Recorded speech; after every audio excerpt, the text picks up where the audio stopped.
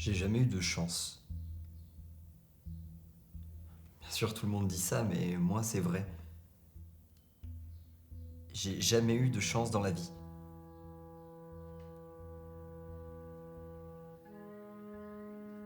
J'aimerais juste pour une fois avoir un coup de bol, vous voyez. Après tout ce que j'ai fait, le destin me doit bien ça pour changer. Mais au fond, je pense que ça vient de moi.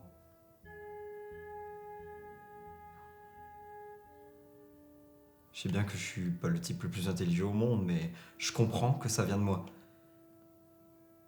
Ce sentiment d'insécurité, ça me submerge parfois. C'est comme si, où que j'aille, quoi que je fasse,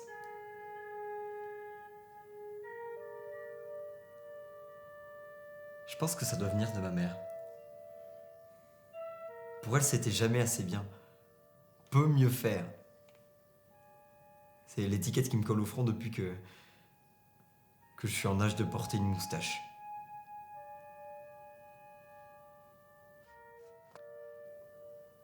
Faudrait que j'essaye un truc nouveau. Complètement différent, un changement radical. Faudrait que je me mette au sport de combat. Au karaté ou bien à l'aïkido. C'est important de savoir se défendre. Il y a tellement de dingues par les temps qui courent.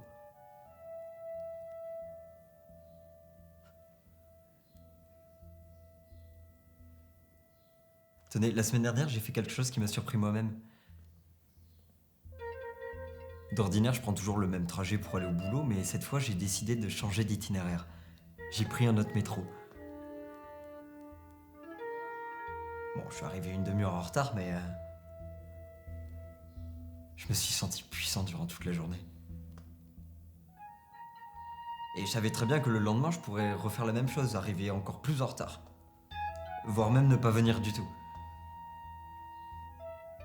Tout était possible, juste parce que j'avais suivi cette impulsion.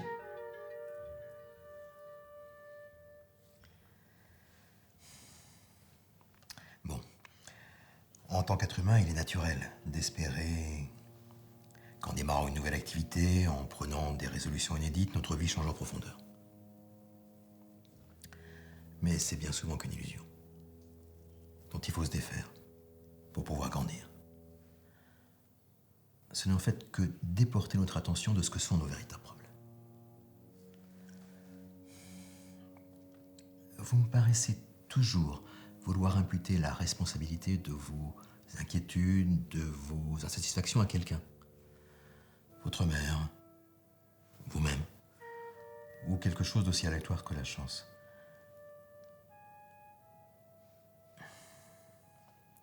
Mais pourquoi regardez-vous donc le monde comme un environnement si hostile? Pourquoi attendre ce changement? De quoi avez-vous vraiment besoin?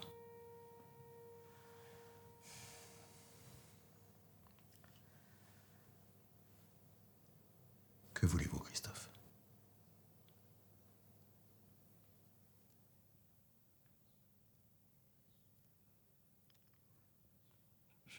Je sais pas.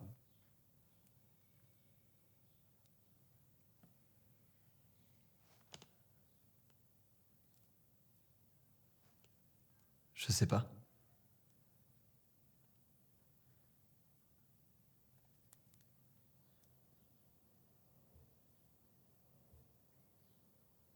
En fait, je crois que ça va plutôt bien.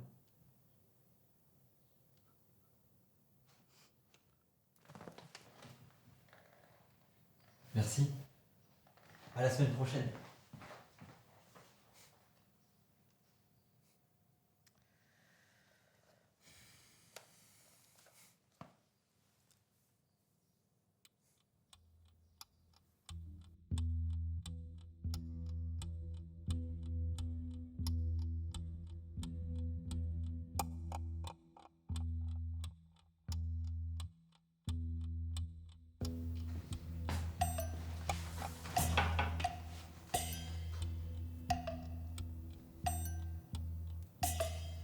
J'y arrive plus. Mon travail, mon boulot, J'arrive pas à être drôle. J'ai plus envie de faire rire d'abord.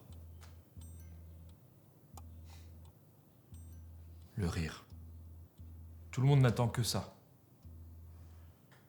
J'ai l'impression d'être un jukebox. On appuie sur un bouton et je suis censé me tortiller comme un diable en boîte. À répétition. Encore et encore. Pas besoin d'être une flèche pour comprendre que quand on est comédien, vos rôles vous collent à la peau. Qu'on le veuille ou non.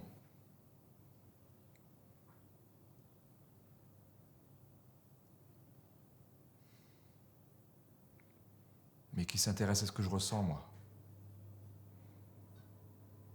J'ai un cœur, moi aussi.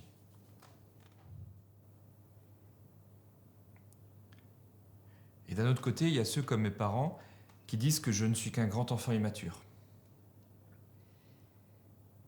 Mais quand est-ce que tu vas grandir, faire comme tout le monde? Mais être normal, comme tout le monde, c'est atroce, non?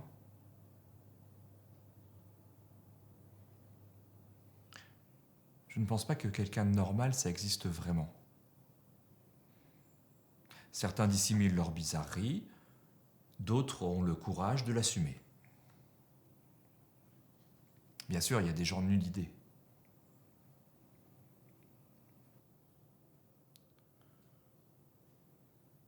Qui je suis pas. Qu'est-ce que j'en sais, moi? Quelle lourdeur. Autant pisser dans un violon.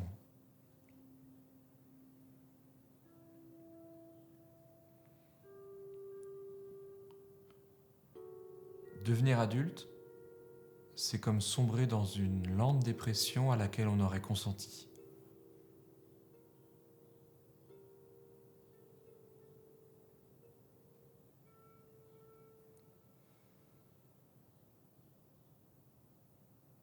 Je crois que je deviens vieux.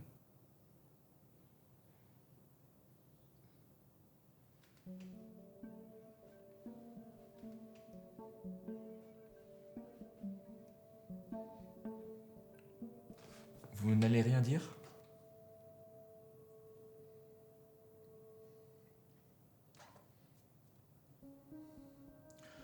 Ne m'assourdissez pas avec votre sagacité assourdissante, docteur. Dites quelque chose à la fin. Mais dites quelque chose à la fin. Sérieusement? Sérieusement?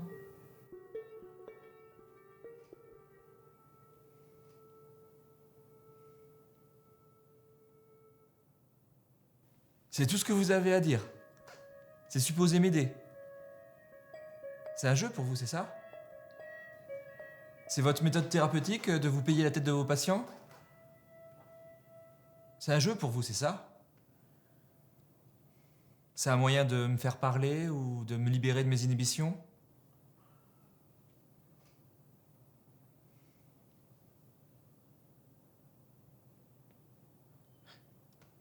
Vous croyez que je comprends pas ce que vous essayez de faire? Rira bien qui rira le dernier.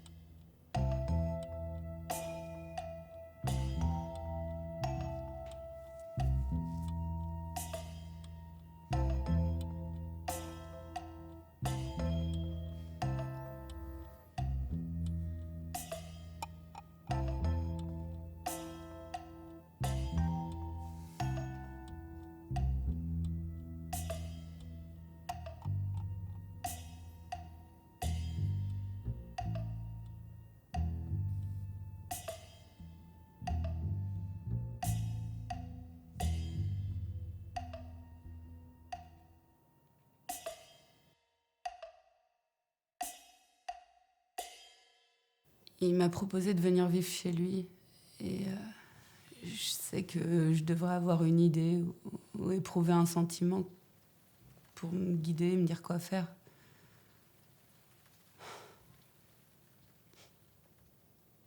Mes proches me voient comme une femme forte, indépendante, pas du genre à se laisser influencer.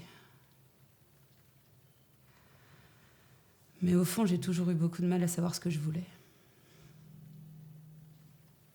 Des fois, je suis tellement indécise que je m'insupporte moi-même. Les mots que vous employez ne sont pas anodins. Décision, ça implique une coupure, une incision, une entaille. La décision nous détache de quelque chose. Quand on prend une décision, on élimine les alternatives et on fait un choix. Dans votre cas, il me paraît évident que vous refusez de tirer un trait non seulement sur vos rêves et votre idéal, mais aussi que vous avez peur de vous séparer de votre famille. Plus facile à dire qu'à faire. Des fois, j'ai l'impression que je suis complètement passée à côté de ma vie. Pour qu'une nouvelle vie commence, il faut que l'ancienne meure et disparaisse. Ce que j'essaie de vous dire, c'est qu'il faudra bien à un moment ou à un autre vous jeter à l'eau. Quitte à commettre une erreur. On ne peut pas savoir à l'avance si notre choix sera le bon. Ça pourrait être un nouveau départ.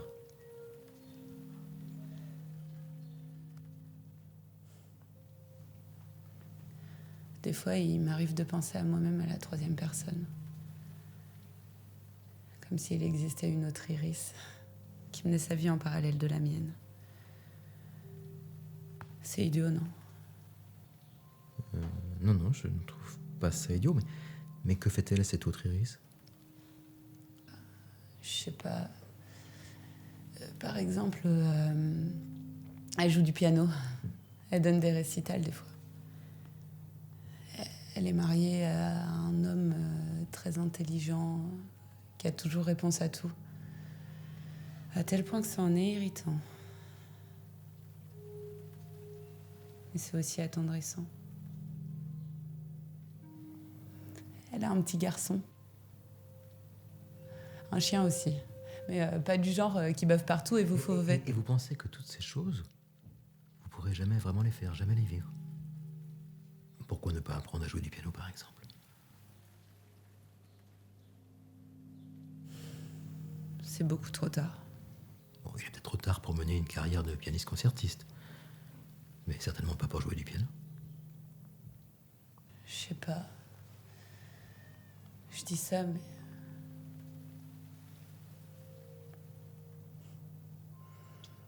Des fois,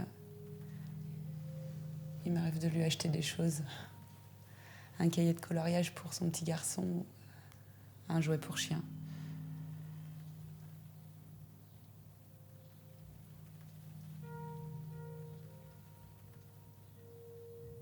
Puis je le range dans un tiroir.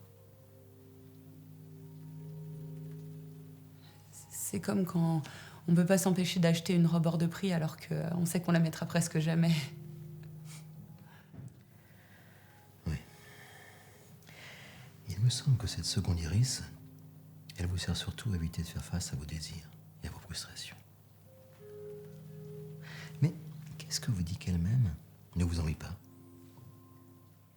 Et pourquoi est-ce qu'elle m'envierait?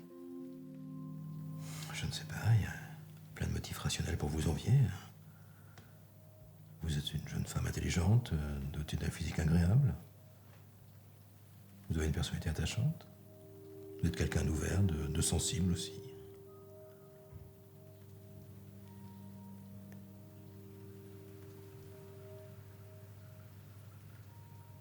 Docteur, je veux que vous me fassiez un enfant.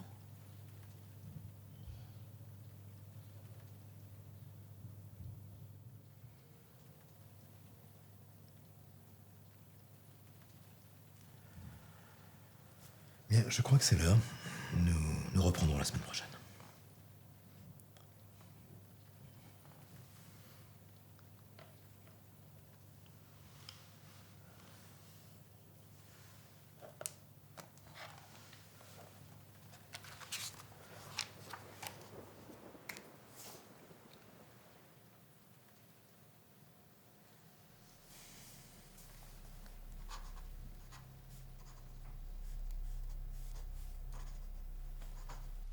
y a trop de gens sur Terre. Ça grouille de partout.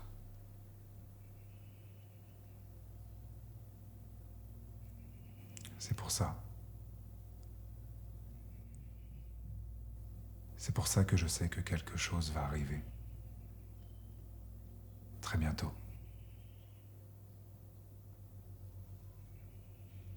On le sent tout au fond de nous.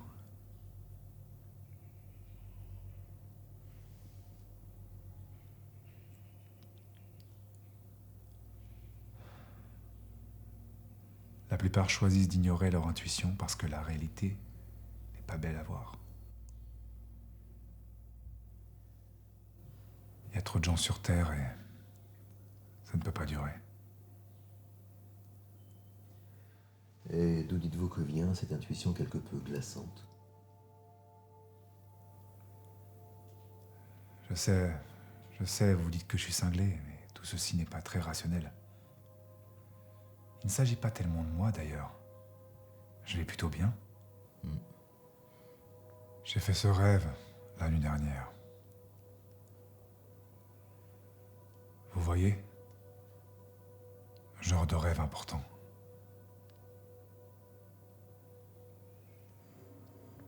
Ça m'a réveillé et rempli de terreur. Je n'ai pas pu me rendormir.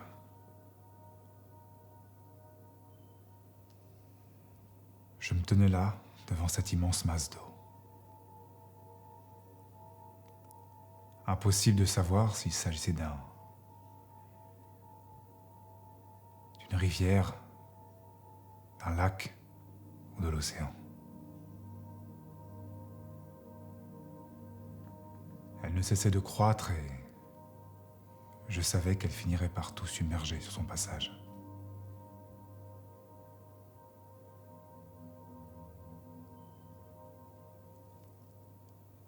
Je savais que cela ne servait à rien d'essayer de fuir. Qu'il fallait que j'accepte mon sort.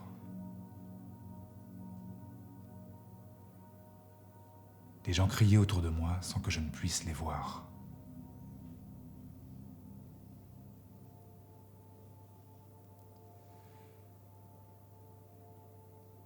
Je suis resté calme.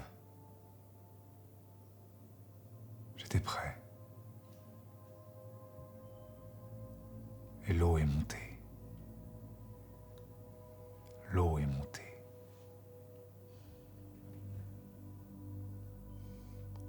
Et que faites-vous de ce rêve? J'espérais que vous auriez quelque chose à en dire.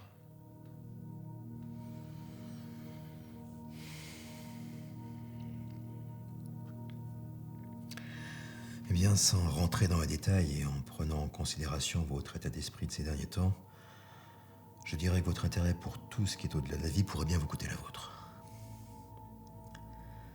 Ne voyez-vous pas le danger de submersion par ces obsessions du domaine de l'inconscient qui vous détournent du réel? D'une certaine manière, vous semblez vouloir disparaître, vous soustraire à la vie. C'est que je me sens de plus en plus en dehors de moi-même. Comme si on m'avait dépossédé de mon âme. Ce que votre rêve essaie peut-être de vous dire, c'est qu'il faut renouer avec votre être profond dans la vie concrète, vous recentrer. Cette noirceur, bien souvent les symptômes de la dépression et une grande transformation psychologique se confondent. Ces idées négatives et destructrices qui vous envahissent sont peut-être le signal d'une nécessité de changer, de surmonter votre résistance à l'idée d'être ou de devenir qui vous êtes vraiment. Je ne sais pas si ça en vaut vraiment la peine, à vrai dire. Parce que...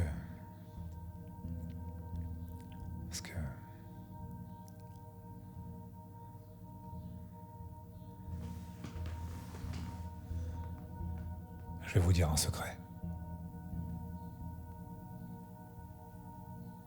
La fin du monde est déjà arrivée.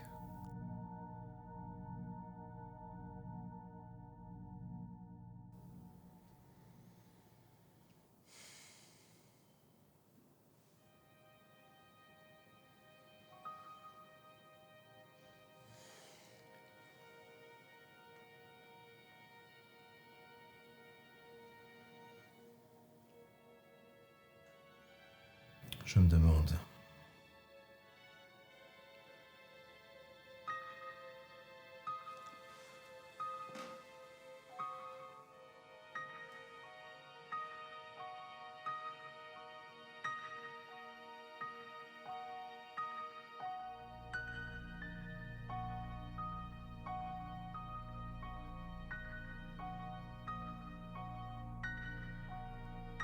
Pourquoi faut-il toujours que ce soit si difficile?